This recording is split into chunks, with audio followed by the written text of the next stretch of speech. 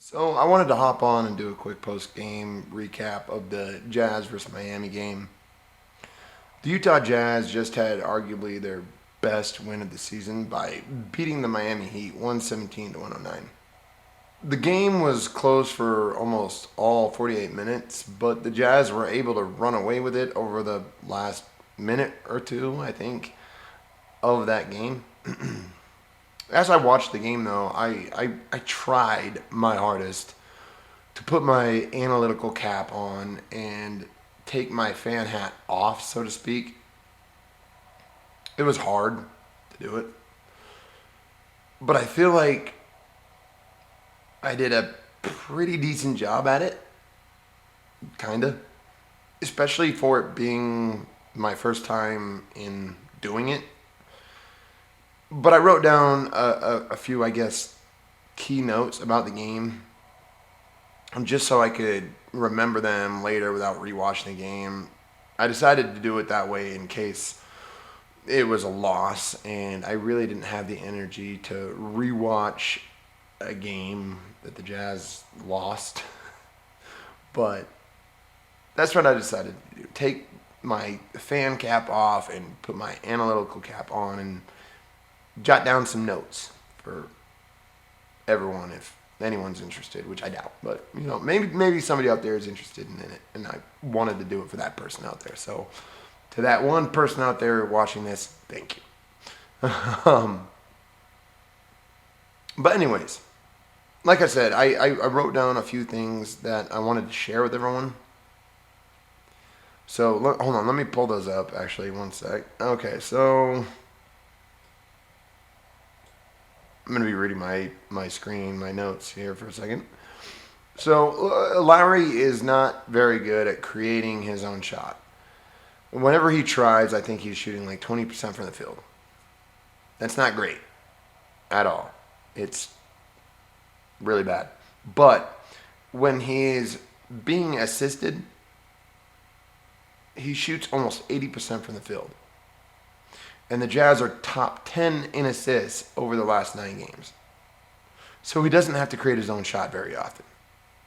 When Chris Dunn drives to the hoop, good things happen.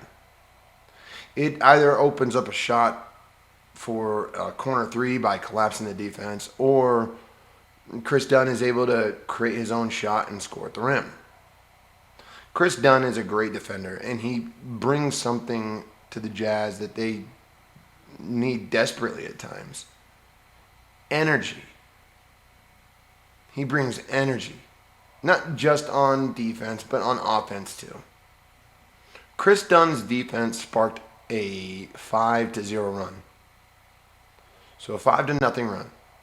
And I think he's proven he should be the full-time starting point guard for the Jazz. I don't know what more he has to do to prove to Will Hardy that he should be starting at point guard for the Utah Jazz. I understand that the Jazz want to develop Keontae George, and that's fine. I get that. I get that Keontae George may be the point guard of the future, but Chris Dunn is the point guard of the present. Let Chris Dunn play the starting lineup role, and then let Keontae George develop in a bench role where he has far less pressure, in my opinion, and still has the equal amount of responsibilities on the court, but he can develop in a way where there's not as much pressure on him to do so. And we're seeing the results of him coming off the bench and learning to be in that starting role even though he's coming off the bench, because he is gaining the one thing that you cannot get anywhere else: experience and confidence. By coming off the bench, he is getting experience and confidence, and he was able to knock down a really clutch three-point shot for the Utah Jazz. Colin Sexton is just so fast. He can get that step on the defender and in an instant get to the rim. But his speed and drives to the basket can also be a bad thing and result to turnovers. But I feel like Colin Sexton is learning to play under control and slow down to make the right play more often than not.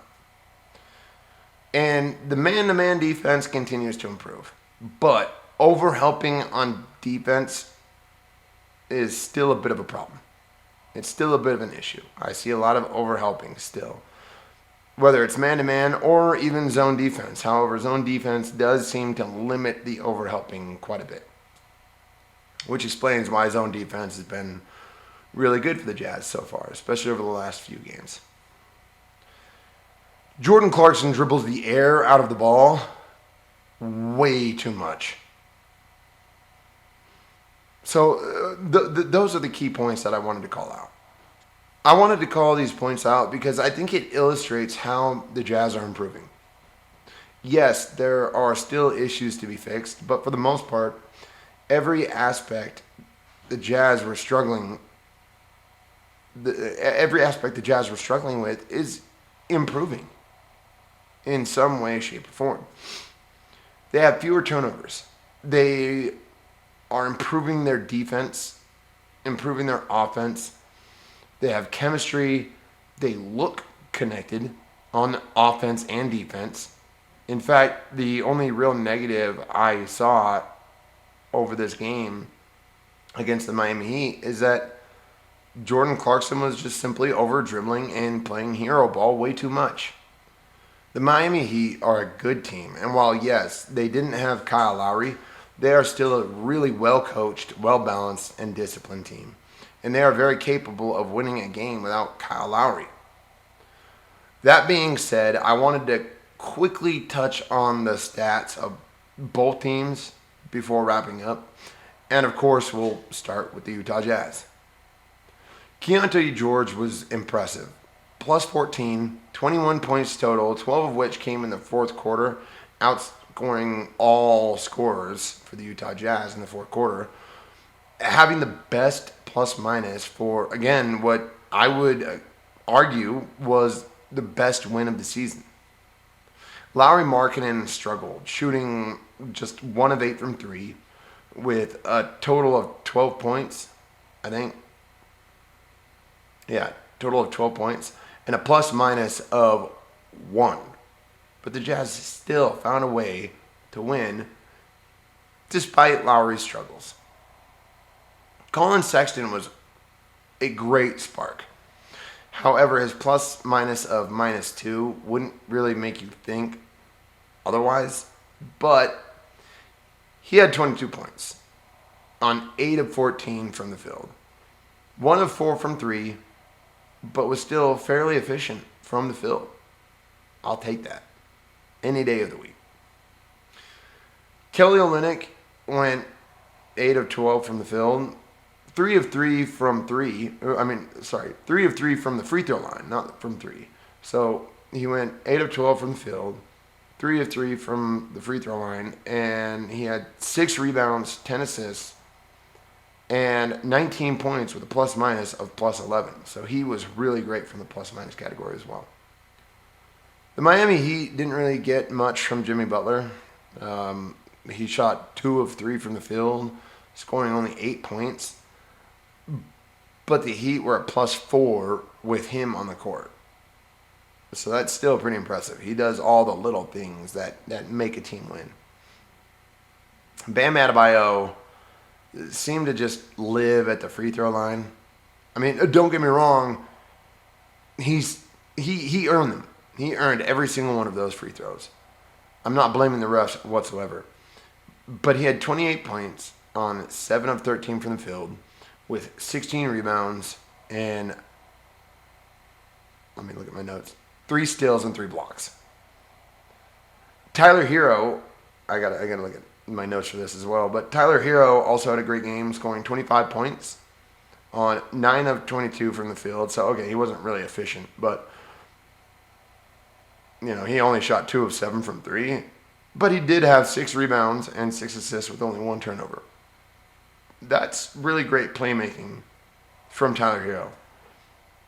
So, I mean, again, this also illustrates my point that the Miami Heat are a great team, and they don't absolutely need Kyle Lowry to win a game. All in all, this was a fun game to watch, and it's clear the Jazz are improving with every game they play. They have a really difficult stretch of games coming up, but if they can continue to improve their defense, limit their turnovers, the Jazz will have a chance to beat any team they play. Any team they play, they will have a chance to beat if they can just do those things. Continue to improve their defense, limit their turnovers. They will have a chance to win every single game. Well, that's going to do it for this video. If you like the content, found it useful or entertaining, please like, subscribe, and comment down below. It really helps me out. And if you don't like it, please let me know what you didn't like. Let me know what I can do better and how it can be improved. I love constructive criticism, and I want to get better at this. So please let me know what you didn't like.